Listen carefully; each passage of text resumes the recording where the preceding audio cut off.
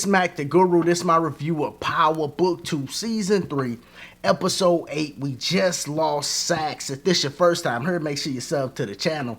But man, how he went out was wild, man. Because Theo takes him out. You're like, okay. But then he knocks himself off right after that. I hate when I hear about stuff like that.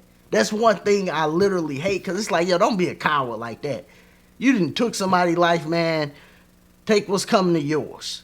Whatever that's gonna be. Take what's coming to you. Don't just do yourself. And then Theo knocks himself off in front of Tariq, but also in front of Davis. That's gonna be so traumatic on Davis. Like, yo, my brother took his own self out right in front of me. That's gonna be wild. But Davis gonna still have to function because he's still people lawyers and stuff. That's what's crazy. He still got a lot of stuff going on. And Sax just got knocked off, and them two was at the scene. That's what's really crazy. Sax get knocked off, Theo was there, and Davis and Tariq is at the scene. You know Blanco and Jenny gonna be like, they did this on purpose. They literally told Theo to do this, even though they didn't. Nobody wanted Theo to do that. But I knew Davis messed up by telling him. This the same dummy that was in the jail talking to Sax and was answering them questions like a straight goofy. Like he wanted to stay in jail. You like, yo, this boy ain't that smart. You tell a dude that's not that smart, that ain't been getting the treatment he's supposed to be getting, something like that? Oh yeah, he took that information way too far. Like to the infant level. And you know he was wilding because Sax was actually leaving the DEA office. He leaving the DEA office. His car parked in the cop spot. Buddy in the back seat. You know you gotta be a wild boy to do something like that.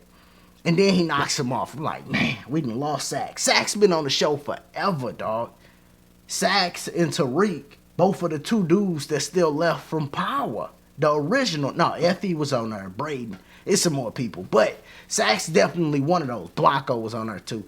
But Sax definitely was one of those. And he was on there way more than Brayden was on the original Power. Like, he was on there a lot. Tariq was on there more, definitely, but Sax was on there a lot. So to see Sax go, that's big. So that was a wild scene, but it was a gang of wild scenes. Another one, Kane and Effie finally get down, man. We seen this coming a while ago. I know I made the video, maybe episode 2, that Kane and Effie was gonna get together, because I see how Kane was. And that's how it be. You persistent, and she start talking to you a little bit more, yeah, you gonna end up getting with her. He gets with her. Kane in love with her, though. Because he gets with her, don't want them to run their little play without letting him know. But then he goes back with her. Remember, he hit Effie twice in the same episode. Hit her at the beginning of the episode. Then, at the end, they laying up in bed, cuddling. And she get arrested. Now, what's wild is, she get arrested. I wish Lauren would have just, instead of letting her ego get involved, just played it cool. Because if she would have just played it cool, let them know it was Effie, not letting her ego get involved, not rolling down that window and pointing out, you could just play it smooth. People still wouldn't know you alive. But they gonna know now, because Kane know. And I'm probably gonna make another video on Kane versus Tariq, because that is a head-on collision that's coming. Because now that Kane know that information, one, he probably still gonna be trying to get Lauren to help Effie. But then two, he gonna be like, yo, Tariq, did you know that? I guarantee you, he gonna go to Tariq like, yo, did you know this information? Tariq gonna be like, no, they gonna have some issues. Now, we do see Kane be really, really punking Brayden.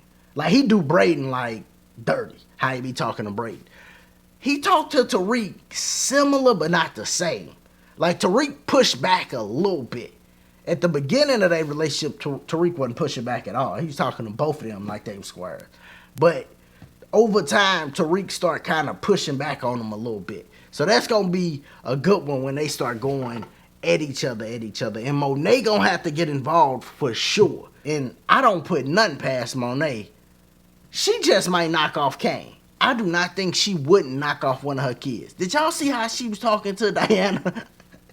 Diana Diana a sweet girl, man. I'm gonna do a Who Do You Love too with Diana, Effie, and Lauren for Tariq. Which one you think she should be with? I do one every season for almost each different series. But man, Diana like, yo, I want a fresh start. I want to. Diana like, I want to get out the game. I want a fresh start. Monet like, yo, I give you a fresh slap upside your head if you don't get in this car talking crazy. Like her pops is gone.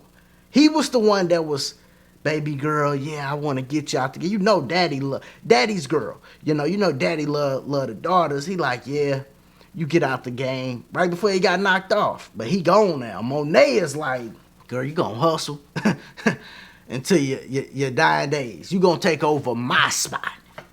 Monet not letting her out the game for nothing. She probably don't really want her going to school right now. So it's going to be a crazy situation. I definitely don't trust Monet. It's a bunch of people that got the potential to knock off a bunch of people.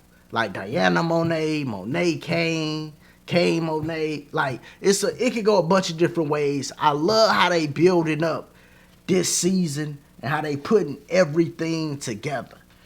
Because it is coming together strong. The last episode was strong. This episode that we just watched was strong. We got to see some stuff that we've been waiting to see, especially with Kane and Effie. And then also Sax getting knocked off. People been calling another person to get knocked off, whether it was Jenny or Sax. I was saying between Jenny and Sax. But we knew somebody else was going to go. And then when they introduced Agent Young, that's what confirmed it for me. When they introduced Agent Young, I said, okay, they introduced a new agent. That means one of them about to go.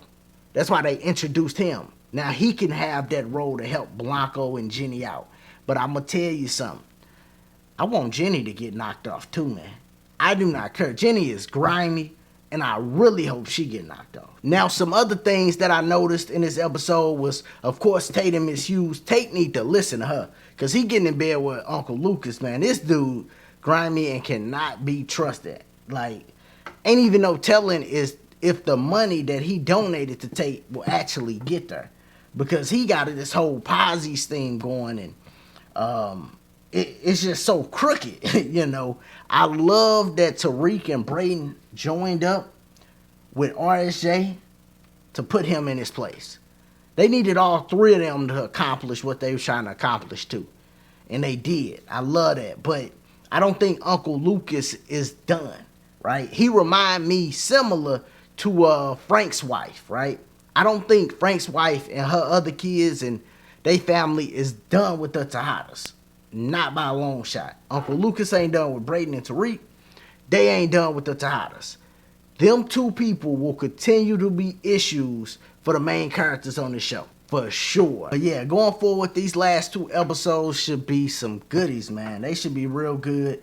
They set it up perfect. They still got a lot of stuff that they got to figure out with these last two episodes, so I'm here for it. Let me know what y'all thought about this episode. And this Smack the Guru. Remember, if this your first time here, subscribe to the channel, click that like button, check out the other content. And as always, y'all be easy, be safe, peace.